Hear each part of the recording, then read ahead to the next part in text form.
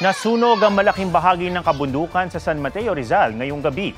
Ayon sa uploader, mabilis ang pagkalat ng apoy sa bakanting lugar. Posible raw na may nagsiga o dahil lang sa mainit ang panahon. Napulunan ng mga bumbero ang apoy.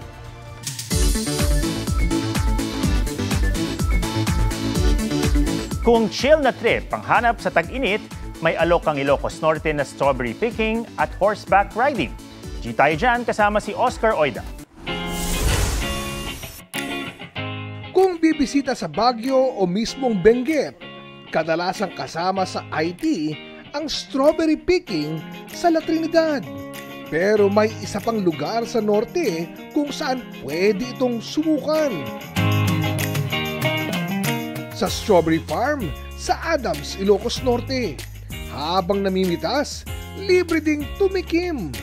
Mula sa mga pula hanggang sa white strawberries, sure na sweet ang iyong picking experience. Sa mga gustong mag-overnight, pwedeng magtayo ng tent sa farm o kaya mag-arkila ng cottages. Kung okay ka na sa strawberry picking, subukan naman ang horseback riding sa karatig na bayan ng Burgos. Get your saddles ready habang iniikot ang Kapurpurawan Rock Formation.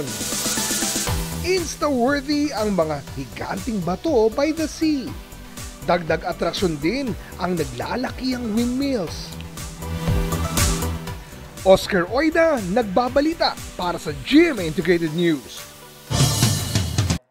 Huwag magpahuli sa mga balitang dapat niyong malaman. Mag-subscribe na sa GMA Integrated News sa YouTube.